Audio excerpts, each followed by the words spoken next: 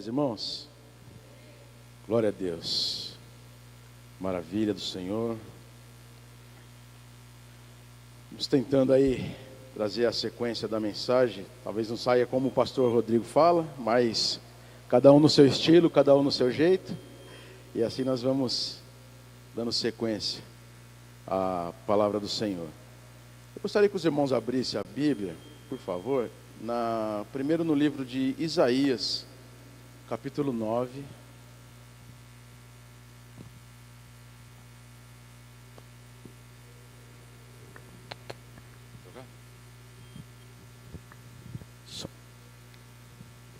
Isaías capítulo 9, versículo 6.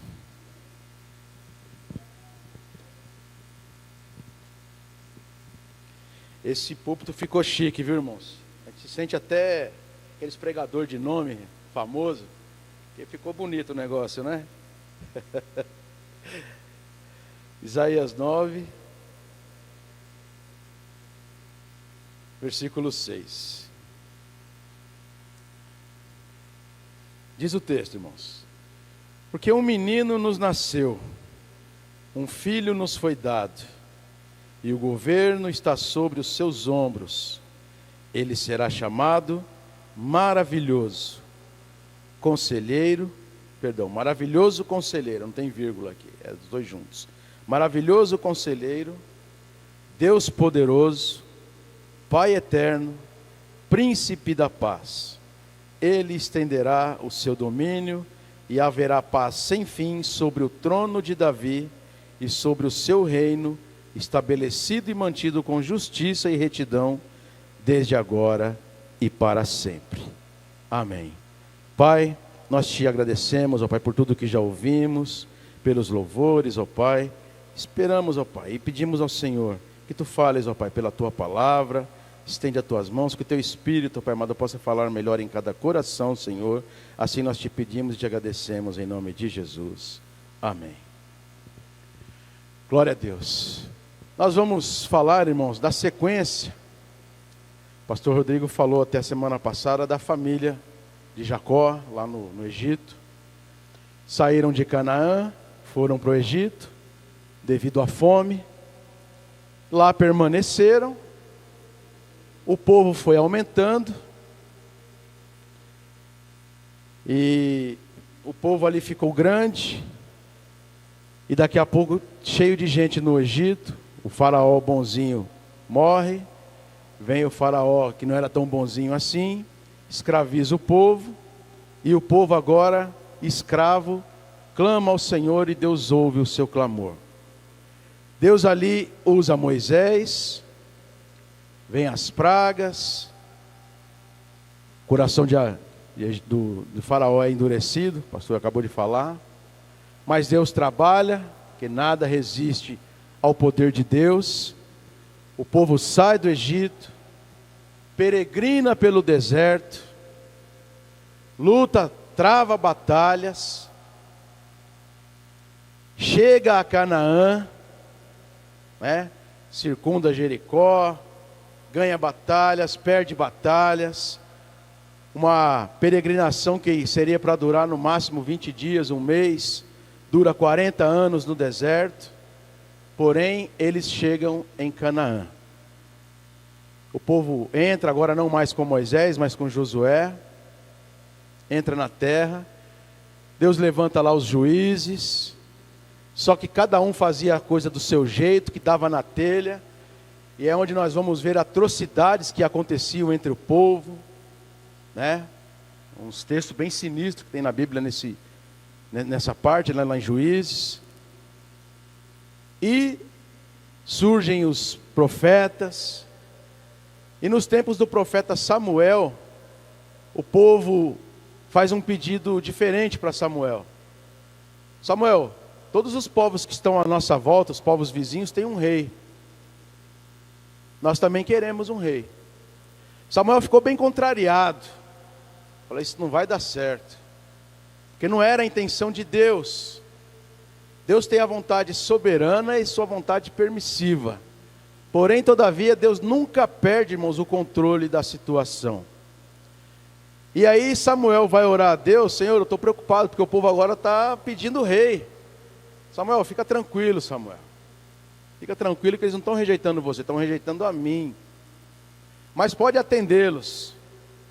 E ali em todo o processo, irmãos, o povo escolhe Saul. Saul que era da tribo de Benjamim. Algo de errado não está certo, como o povo agora anda falando, né? Mas a história prossegue. Saul é levantado. O povo gostou, porque disse que o camarada era bonito, era alto, disse que todo mundo de pé, irmão Cícero, né? O povo só alcançava o ombro dele. E a Bíblia fala que ele era um rapaz bonitão, que destacava no meio dos outros. E ele é levantado, ele é ungido, porém, começo é tudo lindo, maravilhoso, daqui a pouco ele começa a vacilar. Irmãos, e a gente vai abrindo parênteses aqui, tá? Na aplicação da palavra.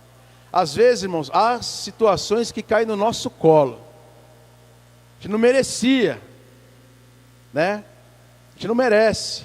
Mas Deus muitas vezes abre uma oportunidade, abre uma porta, e a gente muitas vezes vacila. Perde. Onde eu trabalho, né? Tinha um rapaz lá, não é menosprezando, é só para os irmãos entenderem, né? Uma fórmula de parábola, né? Ele era tipo um ajudante geral, ele lavava os carros, irmãos. E ele foi convidado para ser o supervisor do setor de transporte da secretaria onde a gente trabalha, da prefeitura. Um lavador de carro, não estou menosprezando, mas a condição da pessoa está para a condição que Deus abre para a pessoa.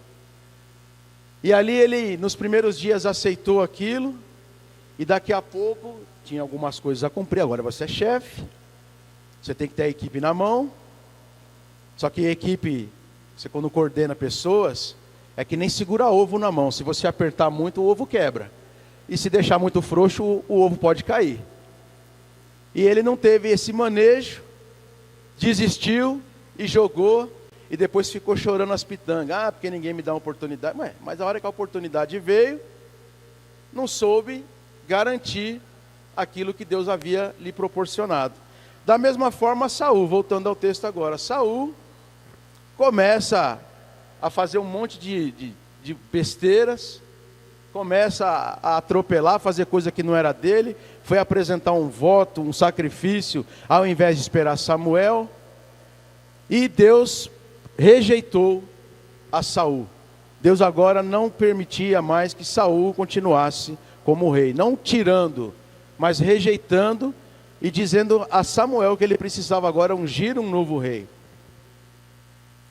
E aí nós caímos lá, né, para os livros lá de Samuel, né? Então não precisa abrir não, nem precisa colocar, é só para a gente seguir a história.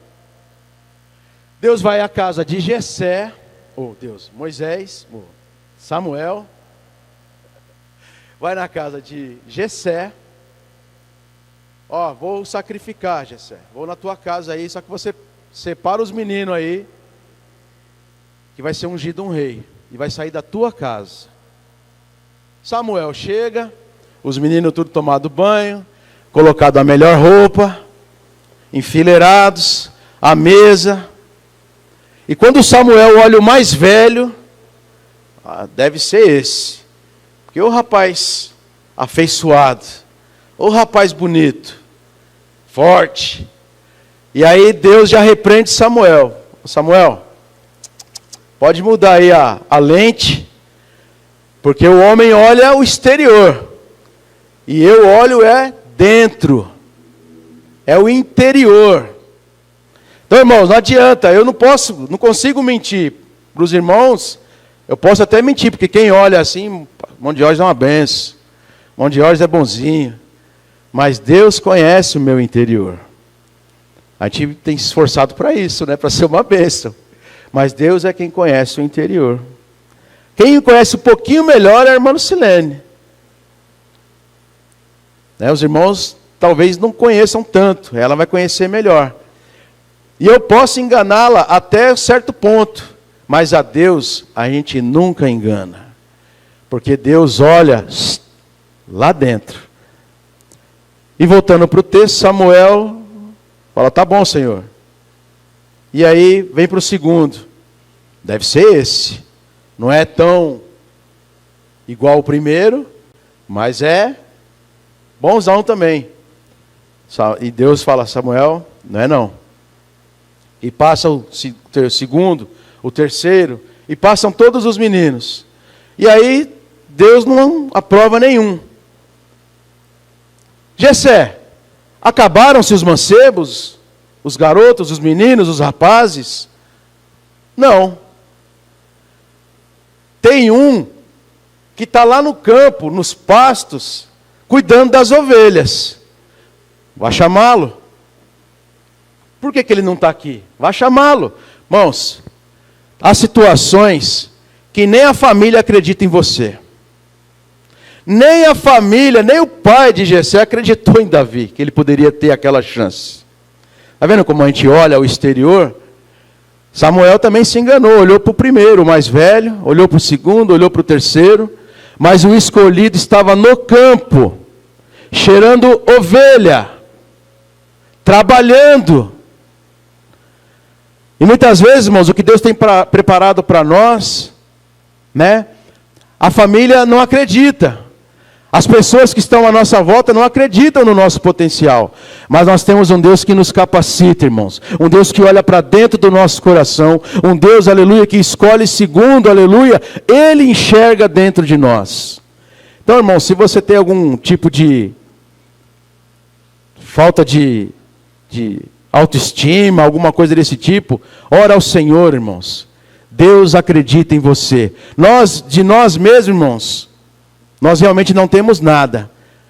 Mas o Espírito Santo de Deus nos ajuda, nos capacita, nos levanta e nos coloca para a obra do Senhor.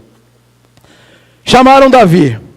E quando Davi entra, irmãos, dentro da casa, Deus fala para Samuel, é esse. E de repente, todo mundo olhou, Davi. E ali foi derramado óleo. Davi foi ungido rei. Mas, e aí? Foi ungido rei? Ele assumiu o trono? Não.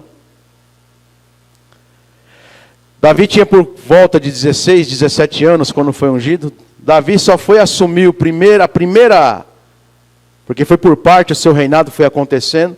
Ele foi assumir a primeira tribo, inclusive foi a tribo de Judá, aos 30. Está aí, está em 2 Samuel. Depois a gente abre lá no texto. Só aos 30 anos. Só que Davi, irmãos, ele foi sendo trabalhado e ele foi se preparando. Alguém pode ter recebido um recado de Deus algum dia e falar, olha, eis que eu vejo que você vai ser um pastor, um missionário, um obreiro. Oh, glória, recebo. Só que se nós, recebendo esse recado do Senhor, vamos dizer assim, esse entendimento de Deus, nós precisamos nos preparar. Nós precisamos, se ficar com os braços cruzados, cantar igual aquele hino antigo que dizia, né? Eu quero trabalhar para o meu Senhor, deitado numa rede, tomando água de coco. É muito bom, mas não vai servir ao Senhor, porque precisa se preparar, precisa buscar de Deus. O obreiro, irmãos, ele precisa entender que ele precisa sentar para aprender, para depois estar de pé para poder ensinar. Se ele não se prepara, se ele não está disposto a aprender, o que ele vai ensinar? Então Davi, irmãos, a partir dali, começa um processo de aprendizado, de crescimento. Diz que a partir daquele dia, o Espírito de Deus toma o ser de Davi. E aí Saul continua rei, atormentado. Diz que um espírito maligno perturbava a mente de Saul. E quando Saul ficava naquele estado, não tinha, eu não sei que remédio, ansiolítico, devia ser isso, para passar a esquizofrenia de Saul, devia ser isso, eu não sou psicólogo, psiquiatra, Mas, pelo jeito, o que a Bíblia fala é que um espírito ruim, um espírito das trevas, incomodava Saul. E diz que Davi, que tocava a harpa, era quem ia lá para o palácio e começava a tocar e acalmava Saul. Saul melhorava. E aí ele mandou o recado: ó Jessé, teu filho não volta mais para a tua casa não, vai ficar aqui no palácio. É o meu fisioterapeuta agora. É o meu remédio. Então quando Saul ficava perturbado, Davi começava a tocar e o espírito ruim se apartava de Saul. Era ali já a preparação. Davi já circundando o palácio, o reinado. Mas ainda não assumiu o trono. O tempo vai passando. Era tempos de guerras. Impérios se levantavam, exércitos se levantavam, e Israel está no jogo. E aí levantam-se os filisteus. Levanta um homem grande lá, um tal de Golias. E começa a afrontar o exército de Israel. E todo mundo com medo. Todo mundo de perna bamba. Rapaz, quem é que vai enfrentar esse camarada aí? O bicho é forte. E aí Davi vai levar comida lá para o fronte de batalha. E escuta Golias afrontando, não só o exército, mas afrontando ao Deus de Israel. E aí ele fala: quem que é esse camarada aí, esse incircunciso, que está afrontando o nosso Deus? Rapaz, fica quietinho, o irmão dele, né? Não se mete coisa de gente grande não, porque o camarada é grande e Saul não sabe o que vai fazer. Aí nós estamos causando um plano aí, criando um plano para ver o que a gente vai fazer. Mas na verdade o pessoal estava tudo com medo. E aí Davi se dispõe a lutar com o gigante. Todo mundo conhece a história. E aí tentam colocar a armadura de Saul, não dá muito certo. E Saul, Davi fala: não, eu vou do meu jeito. Muitas vezes, irmão, não adianta eu querer lutar com as armas do pastor Rodrigo. Não adianta eu querer lutar com as armas do pastor Aguiar.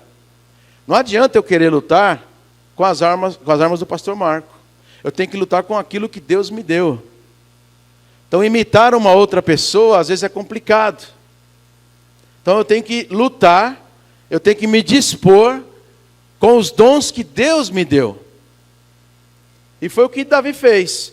Pegou 5 pedras, a sua funda, que era o que ele sabia manejar, e se coloca à frente do gigante. Não temeu. O gigante: olha, eu sou um cachorro, rapaz, você vir com um pedaço de pau, pedra. Ó, você está afrontando o Senhor dos Exércitos. E você hoje vai ver que há Deus em Israel. E quando o Golias vem para frente, irmãos, uma única pedra é cravada na testa, e a glória de Deus, aleluia, foi manifesta naquele dia, naquele lugar. O gigante cai, Davi toma a espada do próprio Golias, lhe corta a cabeça, e ali a vitória chega ao povo de Israel. Mais um preparo na vida de Davi. O pessoal ali estava desconfiado de Davi, será que ele ganha? E ele colocou a justificativa dele: ó, quando eu estou lá no campo protegendo as minhas ovelhas, aparecem leões lá. E eu vou lá, pego no pescoço do bicho e abro ele. Aparecem uns ursos lá, eu faço a mesma coisa, eu corto o bicho na faca. Então, às vezes é no seu jeito, irmãos. Às vezes é com aquilo que Deus te deu. E amém por isso, glória a Deus. Deus usa cada um com aquilo que Ele lhe deu, com aquilo que Ele nos deu. E é o que eu tenho que usar. E ali, Davi foi ficando famoso. E agora, Saul passa a ter inveja de Davi. Falou: está tudo errado isso aí, como é que pode esse menino aí, eu que sou o rei? E Davi começa a ser perseguido. O pastor até falou ontem, né? O pastor Aguiar falou ontem lá do amor entre Jonatas e Davi. A amizade ali, os cunhados, porque foi o prêmio, né? Quem derrubasse Golias, casava com a filha do rei. Davi levou o prêmio. Então por isso eles se tornaram cunhados. Né? Mical era irmã de Jonatas, filha de Saul.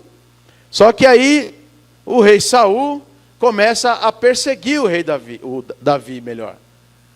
E Davi ali começa a fugir, as pelejas continuam, mas ele não ousou tocar no ungido do Senhor, como a Bíblia traz. Ele sempre dava um jeito, mostrava que não tinha atacado Saul porque não queria, até que chega o momento, irmãos, em que Saul, numa guerra, ele é ferido e acaba cometendo lá um suicídio. Ele morre. Davi agora assume o reino? Não. Ainda não. Davi, irmãos, com alguns homens com ele, né? Como lá da caverna de Adulão. Ainda tinha um filho de Saul que assumiu o reinado.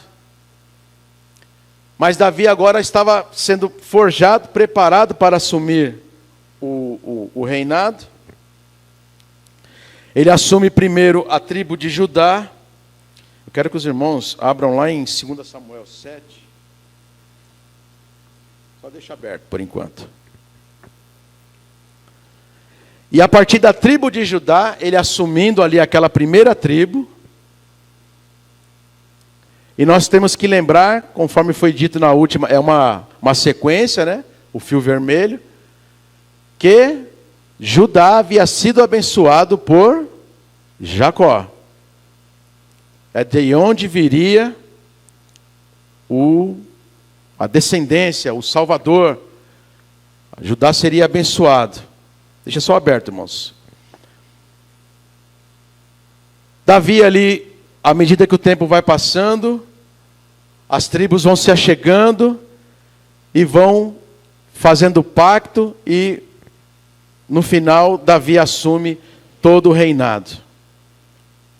Ele unifica as tribos agora como uma nação, como um país inteiro, com todas as tribos com ele.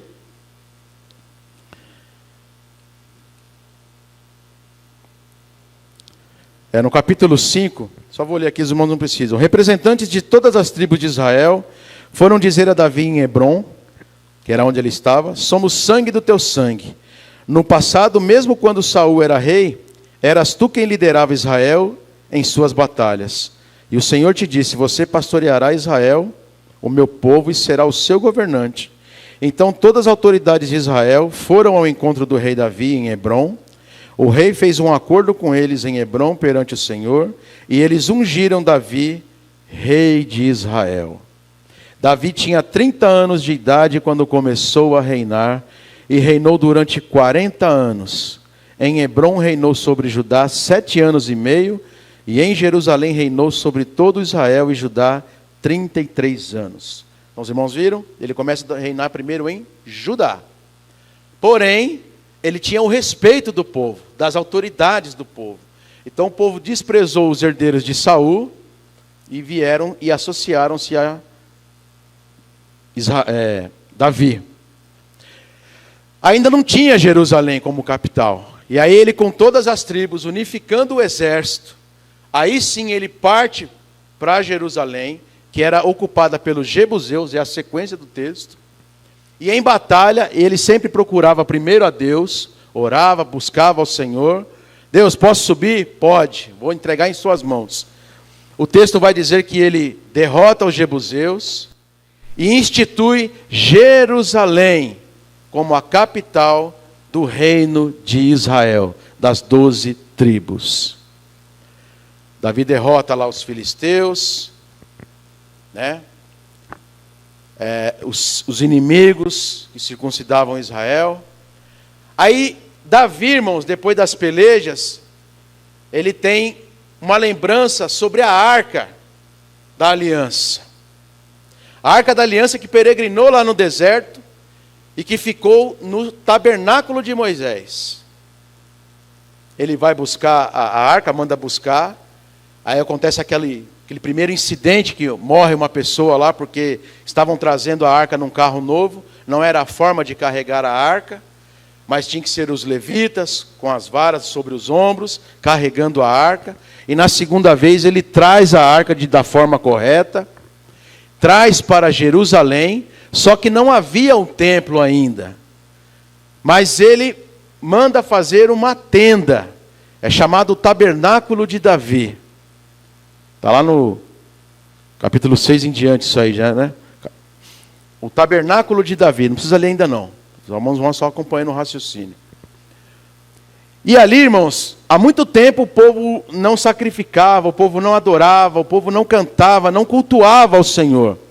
Mas diz que ali naquele tabernáculo de Davi, com a presença agora da arca, que simbolizava a presença de Deus, dentro da arca tinha a vara de Arão, que floresceu, o pote com o manjar, que foi colhido, e as 2 tábuas do decálogo, dos 10 mandamentos. E diz que ele formou ali equipes, irmãos, e o culto era contínuo, 7 dias por semana, 24 horas por dia, o tempo inteiro as pessoas louvando e engrandecendo o nome do Senhor.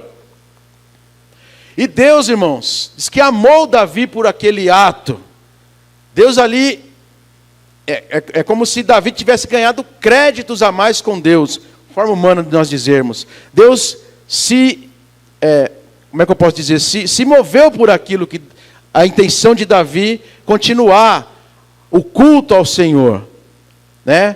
O povo vinha de uma escassez, vamos dizer assim, de adoração, guerras, pelejas, batalhas, lutas, guerras civis e tantas coisas, e o povo tinha esquecido de adorar.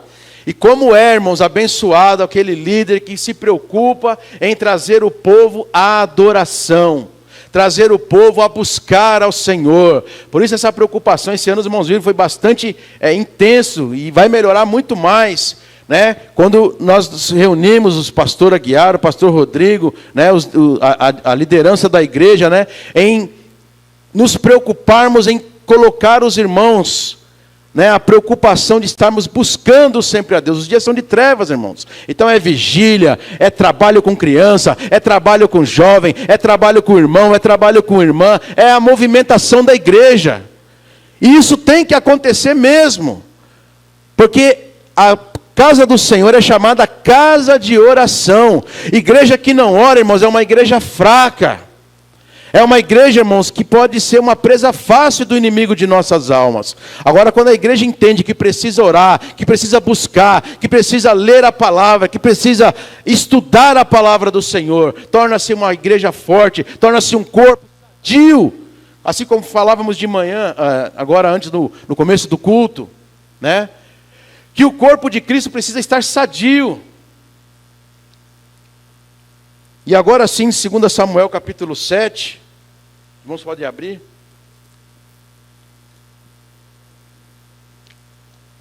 Diz o texto: o rei Davi já morava em seu palácio, já está em Jerusalém, na sua casa, já eliminou a maioria dos seus inimigos, está tranquilão lá na sua casa, no seu palácio. O rei Davi já morava em seu palácio e o Senhor lhe dera descanso de todos os seus inimigos ao redor. Estava de férias quanto à guerra.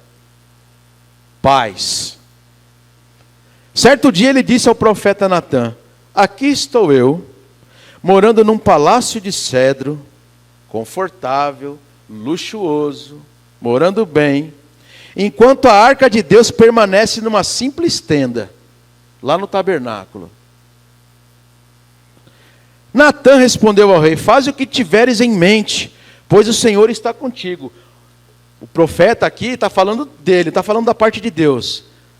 Está alegrão, porque nunca a nação de Israel esteve naquele patamar, irmãos. Sem guerra, ausência de guerra, em paz, cultuando. Os irmãos, imaginem, a nação de Israel agora cultuando, sem guerras, um rei bom, bem avaliado. Aí o profeta fala: faz o que der na tua cabeça, moço.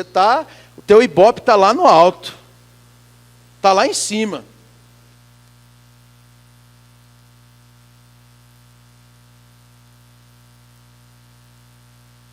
O que tiveres em mente.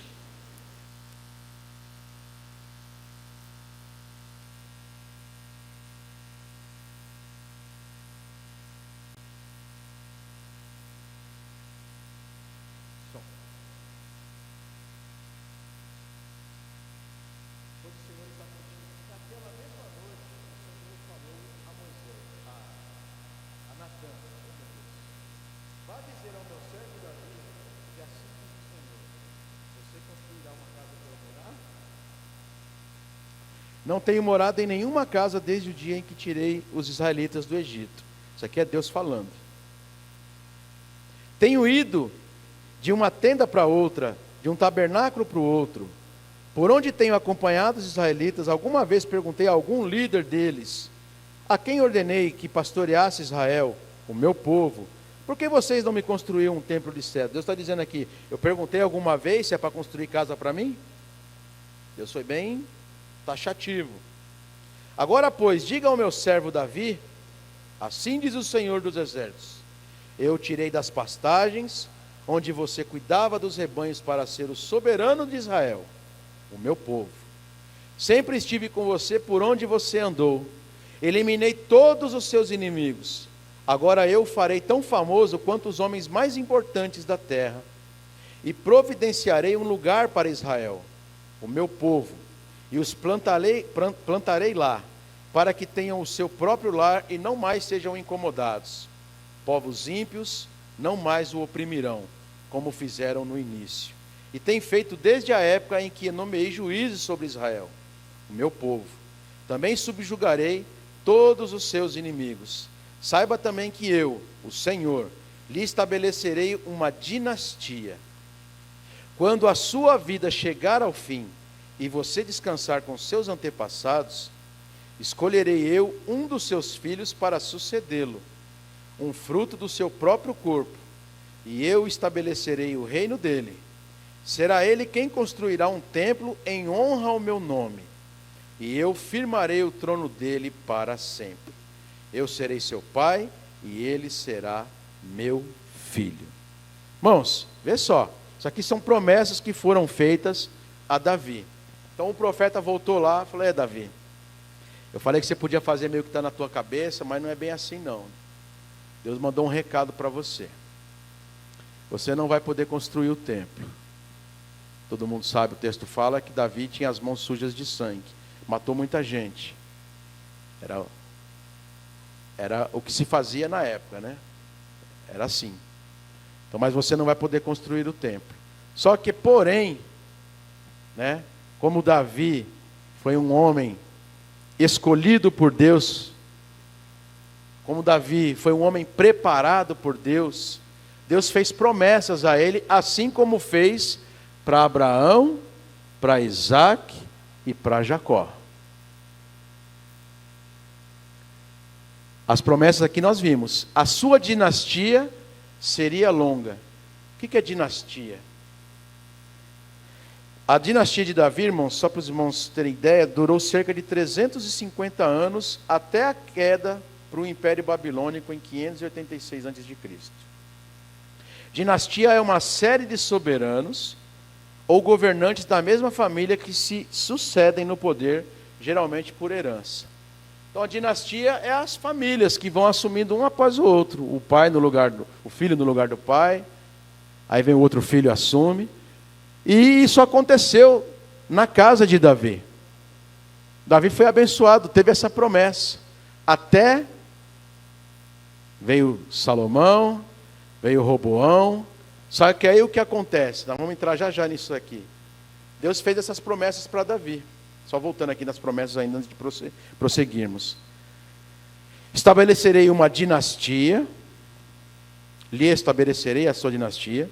Quando a sua vida chegar ao fim e você descansar com seus antepassados, escolherei um dos seus filhos para sucedê-lo. É o teu filho que vai sucedê-lo no reino. Um fruto do seu próprio corpo, e eu estabelecerei o reino dele. E será ele quem construirá um templo em honra ao meu nome, e eu firmarei o trono dele para sempre. Para sempre. Mas se nós prosseguirmos na história, Davi falece, Salomão assume, Salomão reina por um período, também falece, o seu filho assume o trono. Só que o que acontece com Israel? Israel é dividida. 10 tribos ao norte, 2 tribos ao sul. Benjamim e Judá. Ao sul, fala que Benjamim foi dividido a meio, né? Então fica meia tribo Benjamim e Judá. E Ao norte, as demais tribos. Um monte de coisa errada na tribo do norte, um monte de governante ruim, e a Assíria derruba Israel.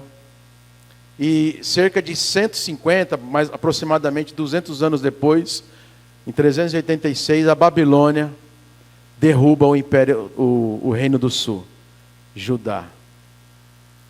É levado para a Babilônia. E aí acabamos de ler que Deus fez uma promessa a Davi, que teria uma dinastia longa, que o seu filho construiria um templo, mas que o seu trono, está no versículo 13, será ele quem construirá um templo, em honra ao meu nome, e eu firmarei o trono dele para sempre. Firmarei o trono dele para sempre. Mas acabou tudo. Está tudo destruído. Foi levado para a Babilônia. Se acabou. Não tem mais nada. Nós pensamos muitas vezes que as promessas de Deus são baseadas na força humana. Mas Deus, irmãos, Ele tem os seus desígnios, Ele tem os seus caminhos. E aí Isaías, irmãos, ainda no tempo que Israel estava já dividido, traz uma profecia, que é o que nós lemos no início, Isaías capítulo 9, versículos 6 e 7. Vamos voltar a ler lá. Que diz... Isaías 9, 6. Porque um menino nos nasceu, um filho nos foi dado, e o governo está sobre os seus ombros, e ele será chamado Maravilhoso, Conselheiro, Deus Poderoso, Pai Eterno, Príncipe da Paz. Ele estenderá o seu domínio e haverá paz sem fim sobre o trono de Davi, e sobre o seu reino estabelecido e mantido com justiça e retidão, desde agora e para sempre. O Messias é o cumprimento da promessa feita a Davi. Só que o que ocorre é que não seria do braço do homem que isso iria se cumprir. Não seria parente, vamos assim dizer, naqueles dias que iria cumprir essa profecia. Jesus, o Messias é o cumprimento da promessa feita a Davi. E ele veio para salvar a todo aquele que nele crê. Então vem o texto, conforme nós lemos. Esse texto profetiza a vinda de um menino, um filho, que assumirá um papel de liderança. E esse menino é identificado como Jesus Cristo, que veio para ser rei e salvador da humanidade. Aí nós precisamos ler lá em João.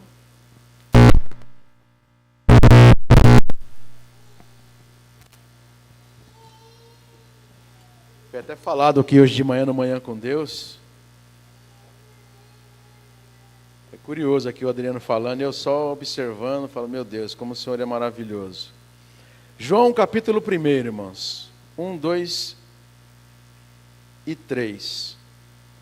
Diz o texto: no princípio era aquele que é a palavra. Ele estava com Deus e era Deus. Ele estava com Deus no princípio. Todas as coisas feitas por intermédio dele. Sem ele nada do que existe teria sido feito. Jesus, irmãos, de Nazaré, através do tempo, Israel agora destruída, mas a descendência de Davi é que iria levantar o trono de Israel de novo. Os judeus acham que o Messias ainda há de vir, de uma forma militar, de uma forma com força, com guerra, mas conforme nós lemos em João, nos dias do Império Romano, Israel subjugada pelo Império Romano, de um casal, José e Maria, o Espírito Santo ali escolhe aquela mulher, e ali nasce Jesus de Nazaré, em Belém, chamado Jesus de Nazaré. E é ele quem é a promessa, irmãos, porque ele é descendente do trono de Davi, e é ele quem é o Salvador da humanidade, o governo que está sobre ele, conforme diz o livro de Isaías. O governo de Cristo é um tema central, com a promessa de que não haverá fim para a paz e a justiça de seu reinado. Seu reinado será estabelecido sobre o trono de Davi. Ele governará com justiça e retidão, o que é reafirmado pela natureza soberana e eterna da sua autoridade. Jesus, irmãos, aleluia, conquistou o direito, aleluia. Ele é o Deus encarnado, ele é o Senhor Todo-Poderoso, descendente do trono de Davi. Tanto José, apesar dele não ter sido filho biológico de José, era da linhagem de Judá, quanto Maria também era da linhagem de Judá, e conforme foi prometido lá a Jacó, a Judá, um dos seus filhos, que o governo estaria sobre ele, conforme foi ensinado semana passada, e nós vemos aqui que o fio agora passando pela dinastia davídica, porque Davi honrou ao Senhor, porque Davi foi escolhido pelo Senhor, não Saul, benjamita, mas Davi da tribo de Judá. E agora nós vemos a profecia através de Isaías, que um filho nasceria, um menino nasceria, aleluia.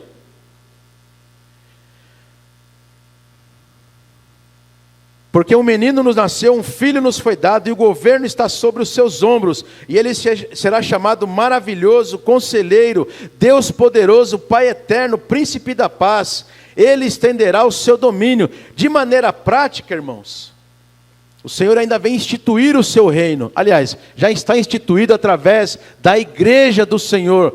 Parte do reino de Deus já está na terra, através da igreja. Os judeus ainda, historicamente, estão esperando por esse Messias. Mas nós sabemos que pelas Escrituras, o Messias já veio a todos nós. E aleluia, a sua justiça já começou a ser cumprida na vida da igreja, na vida de cada um, aleluia, qual ele escolheu. E nós podemos servi-lo, aleluia, como o corpo de Jesus Cristo. Mas as profecias ainda estão a se cumprir. E como diz lá no livro de Apocalipse, ele ainda voltará e colocará por escabelo dos seus pés os inimigos de Israel. Os judeus ainda estão aguardando, eles rejeitaram a Jesus. E por isso a salvação chegou até nós, os gentios.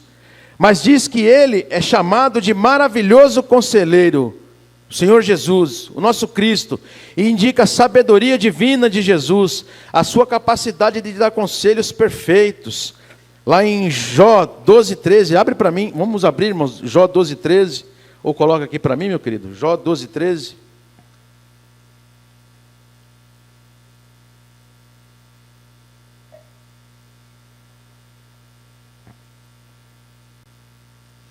Deus é quem tem a sabedoria e poder, a Ele pertencem o conselho e o entendimento. Abre para mim também Romanos 11:33. Romanos 11:33. Ó profundidade da riqueza, da sabedoria e do conhecimento de Deus! Quão insondáveis são os seus juízos e inescrutáveis os seus caminhos. Jesus, irmãos, nos seus dias, quando esteve com o seu ministério terreno, nós vemos a sabedoria do Senhor. Aquela passagem da mulher trazida para ser apedrejada, né? E ali as pessoas praticamente com a pedra na mão, e falam, ó Senhor, foi pega em ato de adultério, e a lei de Moisés diz que tem que apedrejar. O que o Senhor diz? Jesus ali escrevendo no chão, vira para eles e fala, quem não tem pecado, que atire a primeira pedra. Irmãos, sabedoria do alto, sabedoria de Deus. Aquele homem aparentemente simples, vindo de um lugar que as pessoas não davam crédito, Nazaré, apesar de ter nascido em Belém, veio de Nazaré, um lugar esquecido, um lugar menosprezado, mas ali mostra sabedoria, mostra poder, mostra força, aleluia, e naquele momento ele coloca ali aquelas pessoas a pensar: quem não tem pecado que atire a primeira pedra. E ali as pessoas pararam, e foram todas saindo, e ali as pessoas saíram, e só a mulher ficou. Maravilhoso conselheiro. Ele tem outro nome também, Deus forte. Enfatiza a força e o poder de Jesus, que é Deus em sua plenitude, capaz de salvar e resgatar o seu povo. Efésios 6:10. Coloca para mim, meu querido, por favor. Efésios 6:10. Glória a Jesus. Deus forte. Finalmente, sejam fortalecidos no Senhor e na força do seu poder. Irmãos, Deus é quem nos dá força. Deus é que é forte. Ele é maravilhoso. Jesus, irmãos, é um Senhor de nossas vidas. Jesus, o Todo-Poderoso, Deus forte. Então, um maravilhoso conselheiro, Deus forte, a sua força, deixou a sua glória, habitou conosco, conforme lemos em primeiro capítulo de João. Porém, mesmo sofrendo dos mesmos males nossos, tinha todo o poder, porque era homem e era Deus, e tinha o poder de salvar-nos. Na cruz do Calvário aquilo foi provado. Pai da eternidade, destaca a natureza eterna de Jesus, que existe antes de todas as coisas, que concede a vida eterna àqueles que nele creem. 1 João 3 não precisa pôr, porque nós já lemos. Ele estava com Deus, ele era Deus, e todas as coisas foram feitas por ele.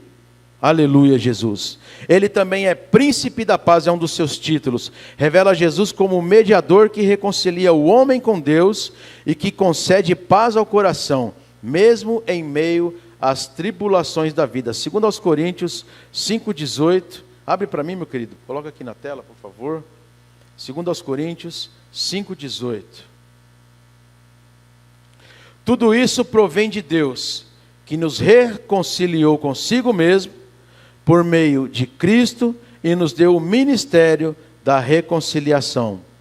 19. Ou seja, que Deus em Cristo reconciliou consigo o mundo, não levou em conta as transgressões dos homens e confiou a nós a mensagem da reconciliação. O 20. Portanto, somos embaixadores de Cristo, e Deus faz seu apelo por meio de nós. Por amor a Cristo, suplicamos, reconcilie-se com Deus. Ainda o 21. Pois foi por nossa causa que Deus tratou como pecador aquele que não tinha pecado, para que nele nos tornássemos justiça de Deus. Ou seja, ele venceu e nos deu o direito de sermos reconciliados com Deus. O reino de Davi, irmãos, voltando lá para Davi, estava agora dividido, destruído e longe da sua terra. E nós também estávamos assim sem Deus, irmãos, divididos, destruídos, longe da pátria celestial. Mas por Jesus Cristo, Ele sim venceu e nos deu a reconciliação, o ministério da reconciliação. E usa-nos, aleluia, para pregarmos a sua palavra, para reconciliarmos a outros, assim como vimos ontem no batismo, que é o sinal da reconciliação. Nos arrependemos e passamos pelo ato público e demonstração da nossa fé. E como a Laila falava hoje de manhã aqui, que coisa linda. Nosso irmão aqui, o esposo também da nossa irmã Simone, o irmão Guilherme, ver, irmãos, as pessoas se achegarem aos pés do Senhor. Como nós um dia que fomos transformados, estávamos apartados do Senhor, estávamos divididos, sem força, estávamos destruídos, estávamos longe da pátria celestial, da eternidade, estávamos a passos largos do inferno. Mas Jesus Cristo, aleluia, veio a este mundo E através da cruz do Calvário, através do seu sangue, irmãos, abriu um novo e vivo caminho, aleluia. Nos tirou daquela condição terrível, daquela condição horrorosa que estávamos indo para o inferno. E aleluia, nos colocou no corpo de Cristo, nos colocou agora, aleluia, no lugar de destaque, nos colocou agora, aleluia, com um sentido na vida, que é, aleluia, um dia estarmos na sua presença, nas mansões celestiais, aleluia, galardoados pelo Senhor. E isso vem pela graça, a graça que nos alcançou, a graça que nos atingiu, irmãos. Israel estava destruída, dividida, mas haverá um tempo em que o Messias, que já veio para nós, porque nós cremos, os judeus ainda não creram, boa parte deles não creram, mas ele virá, pela promessa que foi feita a Davi, e restituirá o trono de Davi. Mas nós já podemos contar a vitória, porque nós já estamos na presença do Todo-Poderoso. Nós já estamos na presença do Senhor, mas ainda há um trabalho do Senhor, por causa das promessas feitas aos patriarcas, feitas a Davi, aos filhos de Davi. Mas nós já podemos contar a vitória, porque o príncipe da paz já nos deu paz. Então, esperança e libertação. A profecia de Isaías oferece para nós esperança para aqueles que vivem em tempos de escuridão, como estava esse período de Israel. Agora longe da sua terra, com o templo destruído, longe, e agora eles vivem em tempos de escuridão, com a promessa de uma grande luz que traria alegria e libertação da opressão. Salvação pela graça. A passagem destaca que a paz e a justiça de Cristo não são alcançadas por mérito humano, mas sim pelo seu amor e pelas promessas feitas pelo Senhor. A salvação é um presente divino que chega através do sacrifício de Jesus. Irmãos, nós não merecíamos, nós não tínhamos como pagar, mas essa salvação chegou até nós. Essa salvação chegou a todo aquele que crer no nome do Senhor. A todo aquele, a salvação está aberta. As portas da salvação continuam abertas, né? A salvação é pela graça. A salvação é pelo favor do Senhor. E Ele nos reconciliou com Deus. Através da obra de Cristo, o ser humano é reconciliado com Deus. E a paz pode ser experimentada no coração, independente das circunstâncias externas. Uma coisa que nós temos hoje, irmãos, é a paz. O mundo pode estar de ponta cabeça. O mundo pode estar aí com as suas ideologias, com as coisas aí que a gente olha e acha tudo estranho, porque as coisas têm mudado numa velocidade. Os filhos não respeitam mais os pais. No mundo é assim. Antigamente, né, eu sou de um tempo que era bença pai, bença mãe. Os alunos respeitavam professores. O professor falava.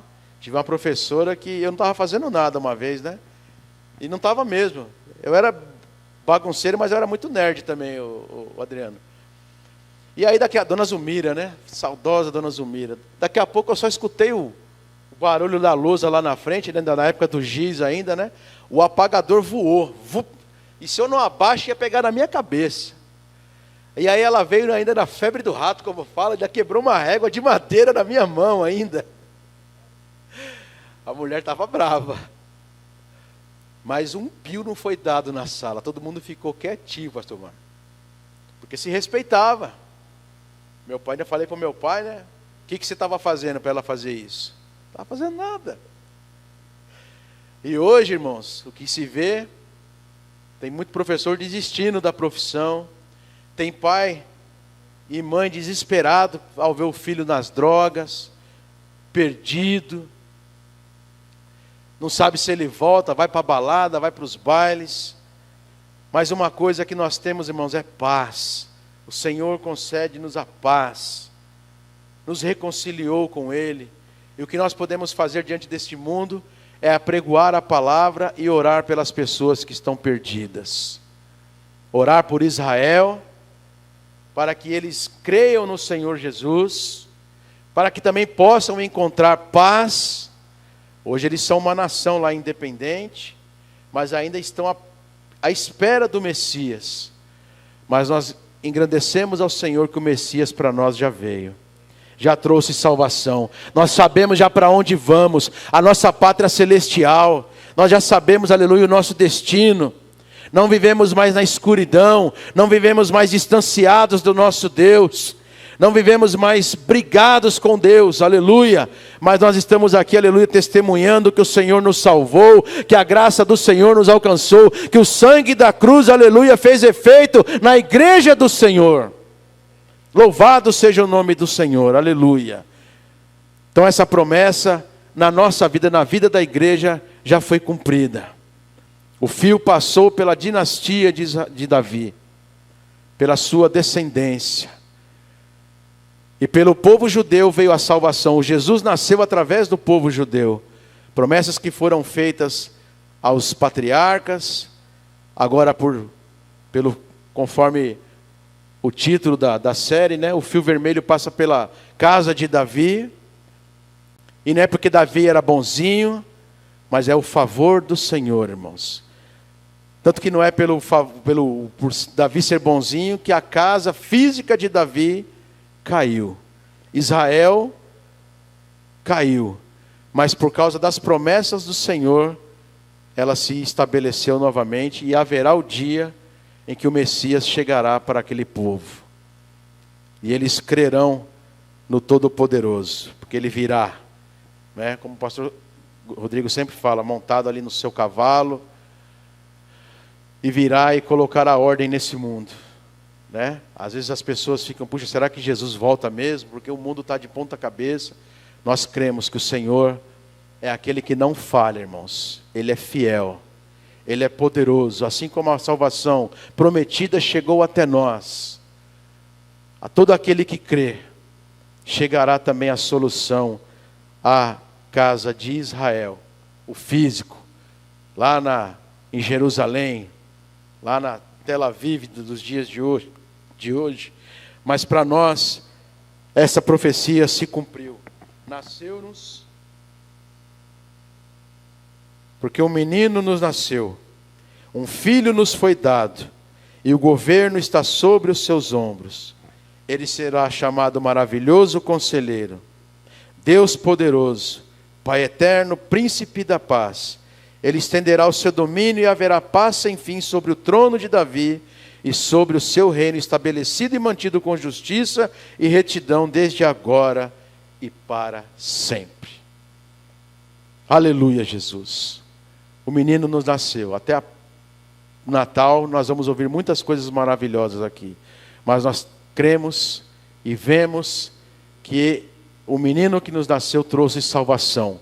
Nos tirou da escuridão, nos tirou da perdição e nos trouxe para a sua maravilhosa luz. O que cabe a nós é levar o evangelho de Cristo aos perdidos, aos que estão na escuridão, aos que estão em trevas, aos que estão perdidos.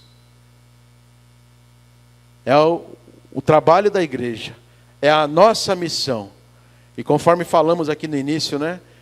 À medida que a igreja vai aprendendo, vai sendo treinada, vai buscando ao Senhor, vai se tornando um corpo sadio, forte, famílias fortes, vão apregoando o evangelho, falando para outras pessoas, para outras famílias, e nós vamos ver o corpo do Senhor, a igreja de Cristo crescer, inchar não, crescer, porque cabe a nós levar o evangelho da cruz a todos aqueles que estão perdidos lá fora, preso ainda nos grilhões de Satanás, irmãos, não pela nossa força, mas pelo Espírito que está em nós, que está em cada um dos irmãos, está conosco como igreja.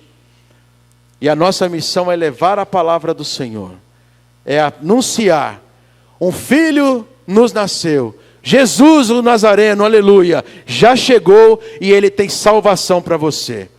Aleluia, Jesus. Tem salvação para todo aquele que crê no seu nome.